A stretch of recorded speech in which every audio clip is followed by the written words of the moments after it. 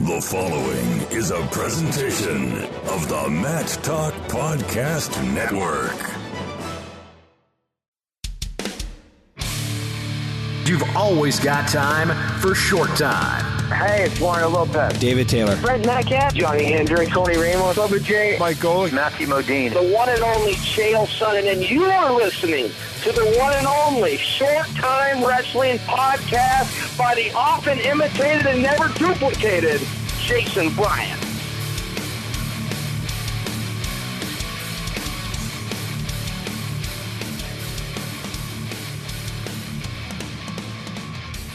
Now up on the Short Time Wrestling Podcast, talking to a man who sent more emails than probably Bill Gates himself, Ken Chertow, the new head coach at Queen's University of Charlotte in North Carolina. Coach Chertow, we've known each other a long time. This is your first appearance on the Short Time Wrestling Podcast. Welcome, sir. It's a great honor. I listen to you. You do such a wonderful job promoting our sport. I appreciate it. So the first thing we're going to get to, you are now a Division II head wrestling coach at a brand new program in Charlotte, North Carolina. Let's just start. How does the guy with one of the most successful camp systems and the most prolific marketing wings of that camp system say, all right, I'm going to go back to college. I'm going to be a Division II wrestling coach? Well, I've always been exploring and returning to NCAA coaching when my children go to college. They're 19 and 21 now. So it's something me and my wife talked about. We've also talked about moving south, which a lot of people do when you live in Pennsylvania. But in any case, the cards aligned. It was a good opportunity. Mike Moyer at the NWCA has been inviting me to start some programs over the years. I really didn't want to move out to Arkansas or Kansas or Oregon or something like that. The Southeast was in my wheelhouse. Charlotte was of interest to Laurie, my wife. We've been together 22 plus years. I wasn't going anywhere without her support. It was a good combination. So I'm still going to continue to do wrestling camps. As a matter of fact, we just did a great one at Queens. We had over 100 kids with just 2 months' notice for our camp at Queens, and now I'm heading to State College for our camp that always tracks hundreds of athletes in Penn State Ramada. So I'm still doing camps. I'm largely replacing my wrestling club. My kids club would have you with the college coaching animal, which is exciting for me, a new challenge.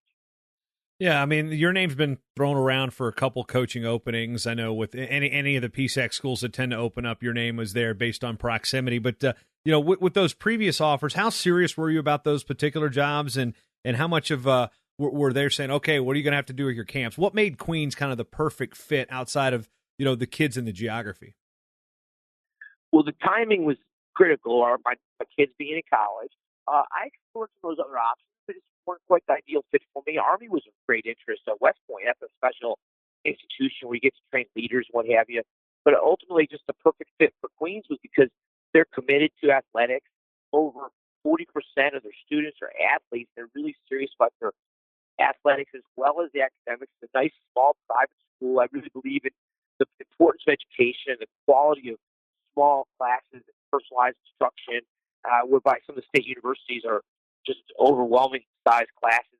You don't really know the teachers. It's just a different animal. So I was excited to have the opportunity to go take a leadership role, build a program from scratch at a school that values education and athletics in a geographic region that was perfect for me and my wife. Not too cold, not too hot. And the nest is empty. Our children are away at college. So it was really good. Now, when we look at going back in time and what really got you involved in wrestling, you're from West Virginia. You were their first ever junior national champion, first ever junior national All-American back before it was even Fargo. What got you into wrestling, and what was it about, was West Virginia wrestling at the time something that you felt like you were able to get what you needed as an athlete? Well, West Virginia is where I started to take my wrestling seriously, but I actually lived in the Chicago suburbs in elementary school. And my mom took me to a YMCA beginners class. I was already 10 years old. I didn't really get entrenched in the culture. It was more of an exposure program. I think we need more exposure programs in our sport. I think the youth culture is too much emphasis on competition, too much emphasis on serious training when you're 10 and younger. I just don't think it's an ideal for longevity in our sport. So I was exposed to it slowly. And I won some, I lost some, literally around 50%. It was in 7th grade in West Virginia when I started middle school wrestling, went to practice every day after school, that I got serious about it. But it wasn't quick. I mean, I wasn't born to wrestle. I was just a little above average in middle school, and I started getting good in high school. But really, the reality is, Jason, I was 0-2 in freestyle in my first trip to Fargo. So as a sophomore in high school, I was still not there yet. But that was a really awakening experience for me, and I made a commitment to year-round wrestling, made a commitment to freestyle and Greco, and just took off, just kept improving steadily. Yeah, and with your way your camps are set up, and I've seen a couple of your clinics over the years, but with them being, based in the summer months when clinics are popular, how do you try to balance that freestyling Greco mindset in the off season with some of your camp system where you'll have kids coming in that they're thinking folk style first? Yeah, well, for me, I love all styles. I'm often asked which I like best, and I'm very supportive of kids doing freestyle Greco. But the reality is, at summer camp, most of those kids are passing on Fargo, and they're choosing to focus on folk style. And our emphasis is on folk style. And at Queens, my emphasis is on folk style. I mean, we're going to build an NCAA championship team. That's folk style wrestling. And I love the art of folk style wrestling. I love the grind of riding and turning, the challenge, getting off bottom. So I really love folk style wrestling. That's what I focus on. That being said, at my camps, the kids that want to develop the freestyle Greco skills, I keep up closely. Like Zane Rutherford's come through my gym. I'm real proud. Amazing what he's accomplished, the way he's gotten to the highest levels of freestyle wrestling in the world, one of the world's for Paris and stuff. But just kids like that, we've always done a lot of freestyle in my club, and as well as my camps. It's kind of the kids that want to do extra have the opportunity to do that. With this position also comes the opportunity that you're going to have to scale some things back. We were exchanging some emails prior to setting this thing up.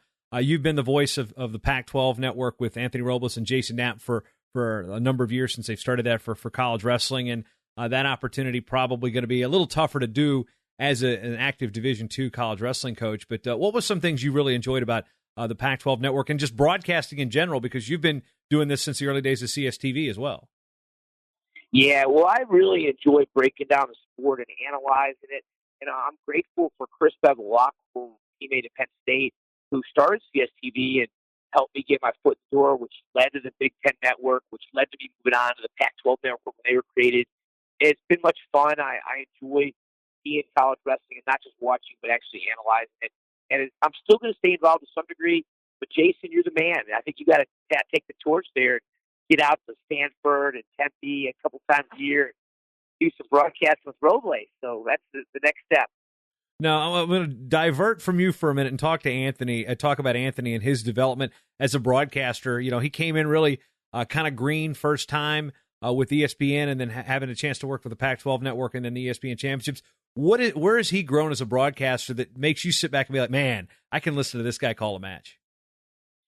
He's just steadily gotten better. He's paid attention to the details, evolved. He's a sharp-minded guy. Anthony's always fun to work with, and he keeps improving. You learn with experience. The more you do, the better you get at it.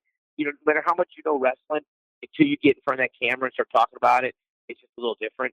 You've done it, hundreds of times, Jason. It's just the more you do it, the more it becomes instinct. He just keeps improving. So he's always fun to work with. Now, getting back to coaching wrestling, what are some of the challenges that college wrestling now presents to you? The last time you were in collegiate coaching, there weren't as many rules in terms of documenting weight management and things of that nature. What are some things that you're going to have to pick up and say, all right, I have to learn this one on the fly? Oh, I'm sure I'll be able to handle that. I've run a business for over 20 years. I understand the minutia of the weight management and the scheduling and the NCAA rules. And, obviously taking to pass the NCAA test. It'll be all fine. It's part of running any other operation. Certainly I want to surround myself with good people. I've already got some really good assistants helping me. One of my campers was an NC State champion, North Carolina State champion, Fargo placed her a couple times, Rob Tate. He's helped me as an assistant. Also have Tom Tanis was Rutgers All-American. Zach Thomasite was Pitt All-American. So these guys are all going to be part of our staff down there at Queens. And I'll have support help. And I'll be just fine. I'm looking forward to it. I'm looking forward to most to coach the X and O's. That's what we all like best. But you know me, I'm committed to pushing our sport. Recruiting has been critical, and I've been hitting really hard. Wow, Tom Tanis. Haven't heard that name since like Albany 2002. How did you? Well, I just want to know one. How did you build a staff like that at a brand new Division II school as far as administrative support, and two, where did you unearth Tom Tanis? Well, Tom Tanis, I've obviously been familiar with through his great wrestling. He was really tough for Rutgers, nasty on top, and he settled. He actually lived in the Charlotte area.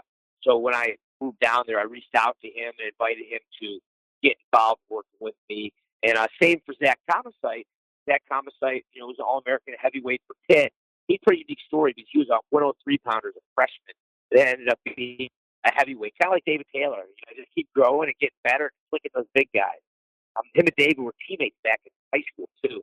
But in any case, Zach is a full-time NASCAR, so he'll be, he's a volunteer coach. So he'll come in the room and work out with big guys.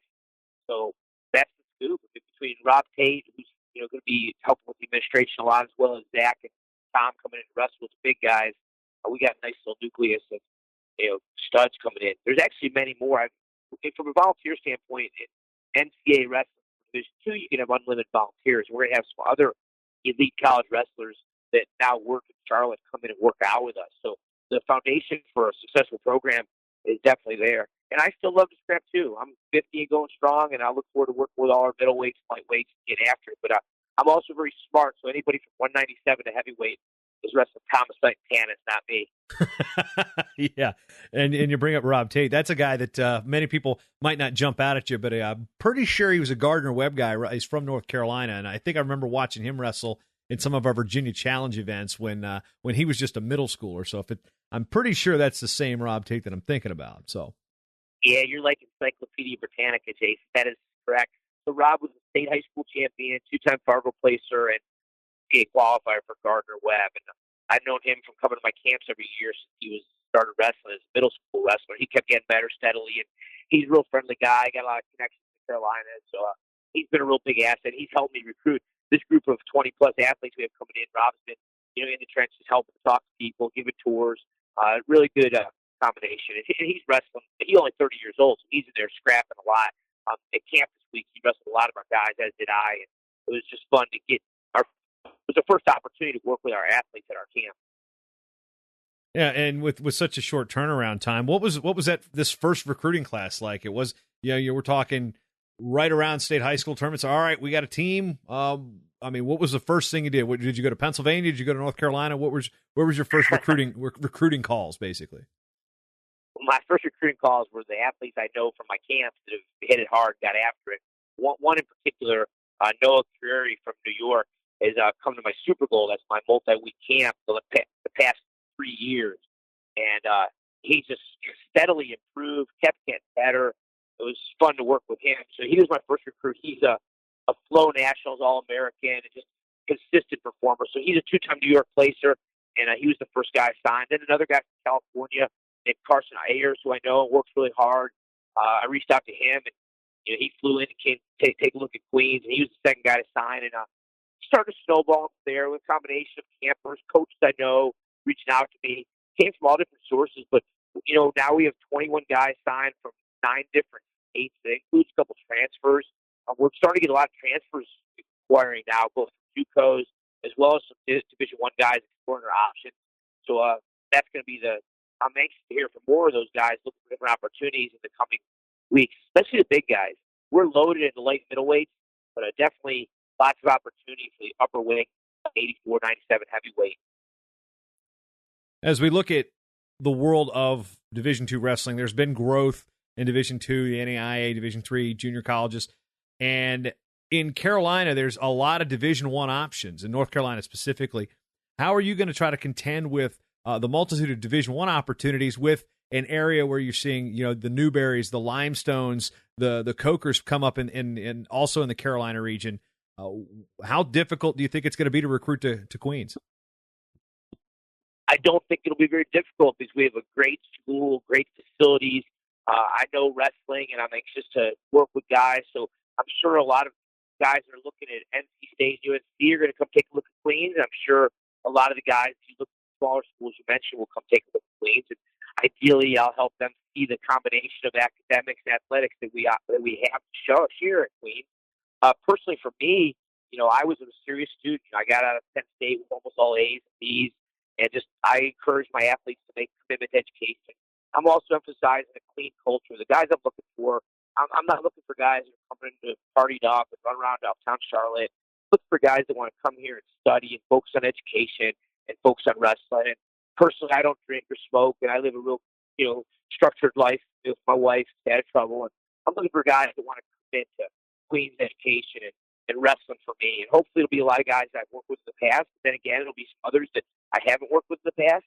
And it'll just be a mix of people. But I'm excited about recruiting, and I'm confident that we're going to be able to recruit some very serious studs to Queens and already have. I mean, if you look at the recruiting roster of those 21 guys, there's some serious horsepower. There's a few two-time state champions, lots of state champions, and many, many place winners. A lot of guys that are going to keep getting better. I look for guys that have the mentality and mindset that I want to coach, the intense attitude, the physicality, just aggressiveness. They're really into year-round wrestling, and hopefully guys will make that commitment throughout college. From an administration standpoint, when you got hired and the powers that be, the ADs, the administrators and such, what were their goals in starting this program, and what are your goals in starting this program? That's a pretty cool and loaded question. Let me talk about the administration a little bit. The vice president of Queens wrestled. So when Mike Boyer and NWCA had sent a letter over the years to Queens and other schools, they had considered starting wrestling. And finally, they got Vice President James Bullock on the phone with Mike Boyer at NWCA, and they had a conversation, and he was considering running with it maybe a year from now. And Coach Moyer had him call me, and I got on the phone with the Vice President. I got him to pull the trigger now. And, I catalyzed that. He gave me the option to wait a year. But I said, let's get rolling now. There's time. It was late March, just after the state tournament, just a couple weeks before the signing date. And we ran with it. And then before I was hired, I obviously interviewed with the athletic director, Sherry Swatworth. She is so supportive. She's a Division I bad player, Michigan State. So she has a big picture vision. She's been in this program, Queens, in the athletic department for over a decade. And I liked the vice president. I liked her. And I felt good about the situation. Another associate AD there is the head swim coach. He started the program in swimming. Jeff Dugdale started the program in swimming 7 years ago, and they've won the last 3 NCAA championships for both men and women. So those 3 leaders, those 3 administrators, they were instrumental in recruiting me in my decision to come there and take over Queens. Because I went there, I had not heard of Queens. Honestly, I didn't know. I had literally never heard of Queens University of Charlotte. And I went there to check it out. Me and Laurie, my wife, went just kind of open-minded, and we're really impressed with not just the university and the facilities, but the attitudes of leadership and administration. I think we wanted to work for bosses that wanted to compete in wrestling. As to their goals, it was really just to get the ball rolling, recruit 8 to 12 guys, field a team, get club team rolling, and build from there. But I've obviously outdone expectations, recruiting twice as many athletes, a really strong group, both academically and athletically. So they're pleased and excited. We just bought 4 mats. So we bought a wrestling room mat, a couple of training mats for the gym, as well as a competition mat. So we got a nice situation. We're invested emotionally and fiscally in the program. We have 21 and growing athletes. So it's a nice, strong, stable situation. I'm hopeful that many NCAA Division II schools will follow suit and use it as a way to generate money for their program. You look at these Division I programs dropping, they don't care much about wrestling. In some cases, they rely on football, basketball revenue. And NCAA athletics for smaller colleges, we need enrollment. We need tuition. And my job is to recruit. And I've done my job and brought a lot of wrestlers to Queens. Those 21 athletes would not be coming to Queens if it wasn't for wrestling. So I'm achieving, through wrestling, I'm bringing income to Queens University of Charlotte. And they're definitely excited about that. Recently thumbing through the pages of Win Magazine as it hit my mailbox on Saturday. I guess does that kind of answer your own question with your column? What are you doing to promote wrestling? Oh, I do. Well, you said on the opening, you said I email a lot, so I'm always trying to get people to get after it, get involved, and do extra. But from a Win standpoint, Brian Van Clay and Mike Fan have just done such a great job building that publication and promoting our sport. And heck, I'm in there with Jordan Burroughs, Cal Dake, and David Taylor, and the rest of the writers. It's a tremendous honor. Those are the young studs, the next generation. Here I am, cranking away, still contributing. So I'm glad that I can share. My main mission there is to get people thinking about tactics and how to train young and teen wrestlers, but I also try to tie in promotion of our sport.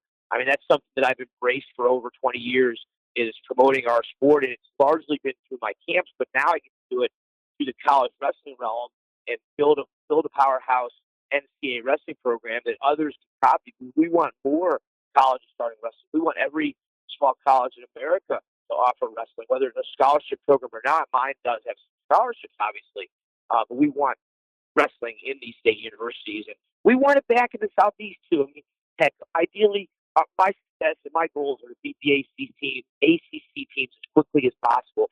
And maybe that'll wake up Clemson. Maybe that'll wake up Georgia Tech. Maybe it'll wake up Florida State. You never know, and that's ideally the goal. If I can find success and quickly build a program that's competitive against Division I programs, especially those in the Southeast, the ACC, and ultimately the Southeast Conference. So, let's think big.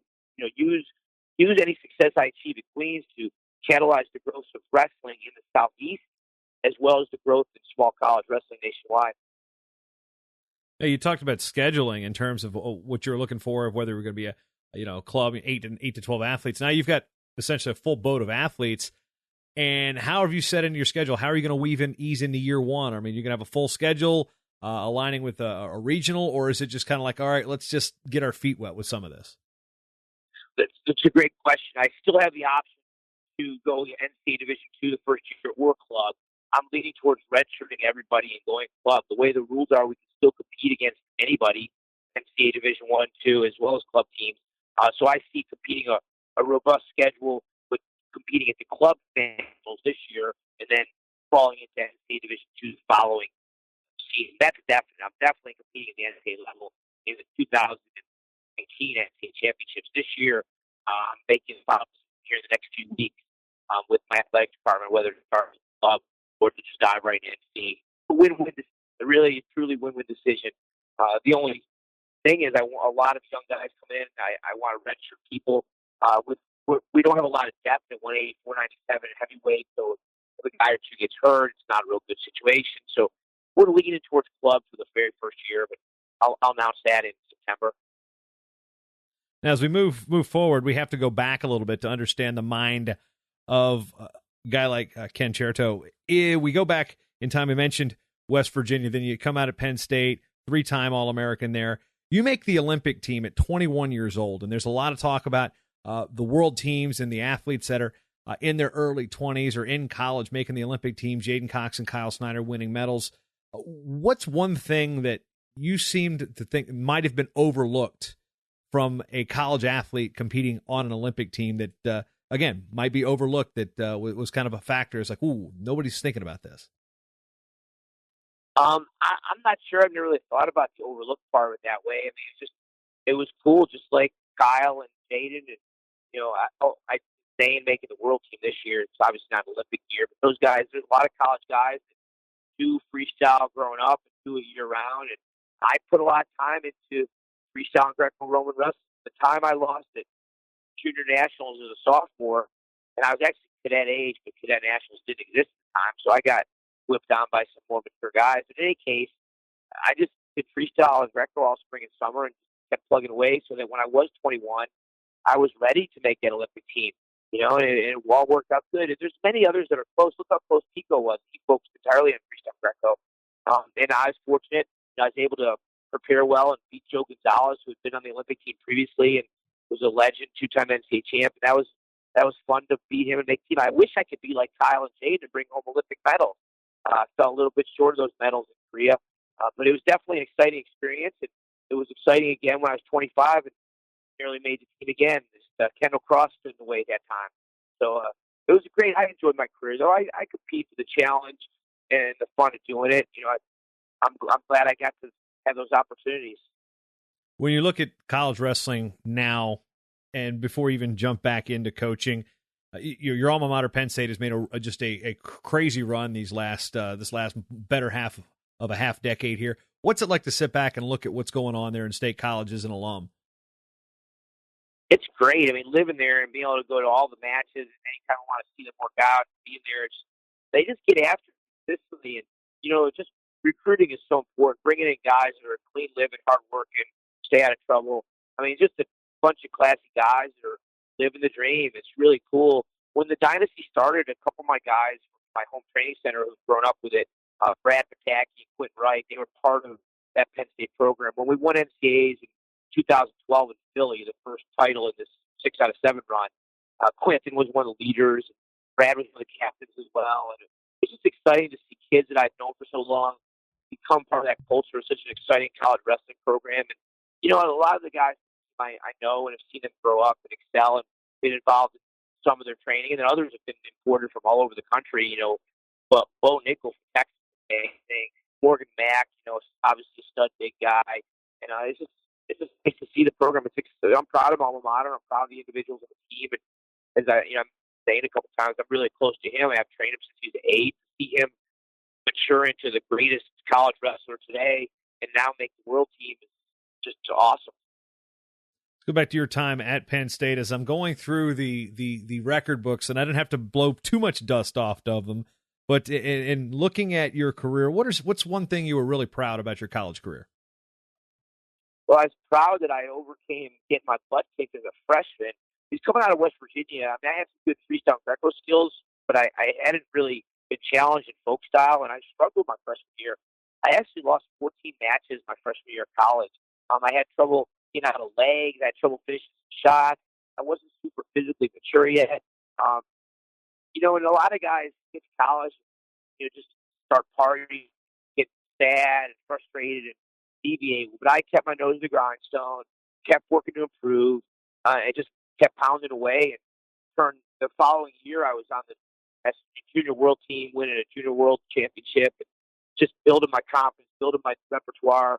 And eventually getting out of legs helped. So then I was able to succeed those last 3 years. So I guess the thing I'm most proud of is getting out of West Virginia and coming to college, maybe not ready to excel right away, but being persistent and achieving my goals. Becoming an All-American, every year as a sophomore, junior, senior. Certainly I want to win the title, but, overtime with Jack Kubo and Bill Kelly in overtime stood in my way. Some matches I'd like to have back. Those are some of my worst memories. So my best memories are the improvements I made. The worst memories are a couple matches I fell short in. Yeah, how happy were you that Bill Kelly graduated, got out of your way? I was happy that Penrith ladled him. That was next for me. So I was third in that weight class that year. And Kelly beats me, in the semis in overtime, and then he gets ladled by Penrith in the final. And but anyways, it's all good. Those guys, he was a heck of a leg rider, huh? And so was Penrith. Those guys are both nasty tough on top. So that's kind of my that was that generation. That was a 126 year. And then with me and Jimmy Martin switching weights, I went back down to 118, which ultimately turned out to be a blessing because my junior year I went down to 118 and made me realize, maybe I could make 114. And Dan Gable and Al Bevilacqua sat me down after an international duel meet against the Russians. I just beat the Russian at this 114 and a half plus 2 kilos. It was 119, and they're like, "Hey, you might want to make this drop, Now, I know Gable's trying to talk me out of it because he thinks I might be Barry Davis. Barry was the 125 pounder, and we were pretty close at that time. But anyways, I made the drop to 114. Gable and Bevilacqua were 2 keys and encouraging me to do that. Now, who talks more, you or Al Bevilacqua? Al Bevilacqua, absolutely. Come on now. Don't even do that to me. Coach Bev, I love you if you're listening. But I just talk when spoken to. Now, there's a couple things that you've been kind of a lightning rod for some lighthearted joking over the years regarding, as I kind of alluded to in the open, the emails. First of all, how many people are in your contact list, and how many emails do you think you sent over the last 20 years? I haven't kept track of how many I've sent, but as you know, there's plenty. I'm aggressive in the marketing and promotion of our sport and recruiting, and it's going to pay off for Queen. As far as the number, I have over 100,000 current emails in my address book, but a lot of those are athletes that came to my camp over the past decade and graduated and are now, they're moved on. They're in their 20s and they've chosen to stay on the mailing list. I mean, you could opt off at the same time, but there's over 100,000 active ones. And a lot of those guys are part of my Advocare team. I've mentioned the Advocare Nutrition in the past, Jason. And a lot of my best, most successful leaders in Advocare, guys that did my camp over the past decades. They're now in their 20s and 30s, raising families, and are doing that as a side business. So it's exciting to stay connected with a lot of my students who I trained. I can't help them anymore. They're done wrestling. They're on with their lives. But I'm able to connect with them in business and help them. And my wife helps them a lot. she's really involved in the Advocare, and so is our upline that got us involved. Actually, somebody you might be familiar with. What the guy that signed me up is one of my campers. His name's Ty Morgan, and he's a wrestler, 3-time state champ for Graham High School. Jordan's all about the Advocare. So is Ohio State. Ohio State's a big Advocare school. But anyways, you get the idea. Right, and one thing I wanted to set that up because there was a thread back on the Matt forums probably 10 years ago, and they were doing the Tom Brands isms, kind of like they do with the Chuck Norris things, like Chuck Norris can slam a revolving door and things, things like Chuck Norris is behind his beard is another fist. And they were doing that with Tom Brands, and at the end of it was Tom Brands spams Ken Chertow, and that was the end of the thread. That was like nobody could top that. I didn't see that. But it's all in good fun. Oh, it was hilarious. It was years ago. I mean, me and Brian Hazard actually still talk about that thread to this day because it was just like, it was perfect because nobody could respond. But, yeah, people were good sports about it. Now, Ken, as we move into the more fun part of the program, I've got 10 questions for you. I want you to answer them as quickly as you can possibly can. It's called Short Time. No thinking, first reaction. Are you ready for the challenge? I'm as ready as I'm ever going to be, and that's not very ready. Go ahead. 3, 2, 1, 0. Question 1, who's your favorite person to follow on social media? My daughter. Number 2, you win the Olympic gold. What are you having for dinner? Grilled salmon. You're the first guy, I think, to pick salmon so far. Question 3, who's the best wrestler people don't talk about? Wow. I'm not coming up with anybody right now. Holy smokes. Give me 5 seconds at least. What's the best wrestler no one talks about? Yeah, best, like, most underrated type of, he gets passed over. She gets passed over in the discussions. We got to circle back that one. All right. Question 4, all-time favorite flavor of Gatorade? Advocare. Favorite video game of all time? Pac-Man. All right. Who was your favorite international wrestler growing up? Dave Schultz. That's the only answer I've given with confidence.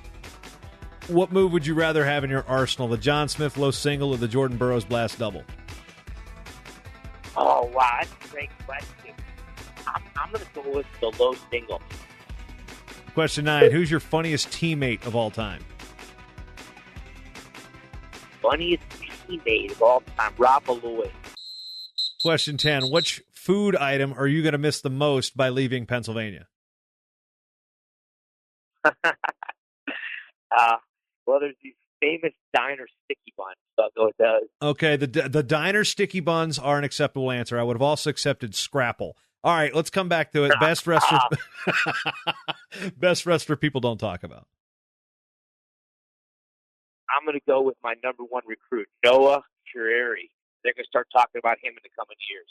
All right, sounds good. Ken Chertow, any final thoughts as you are actually trying to drive back up to the State College Boalsburg area to put a camp together, and final thoughts as you head into your back to coaching? My final thoughts on camp would be: please join me at camp. We use the Penn State Ramada Inn. My final thought on coaching would be: I'm excited about it. It's a new challenge. That just makes me tick. And my final thought in general would be just thank you for embracing the promotion of our school. That's my life's mission, and I think you and I have the same mission, so that's exciting to me.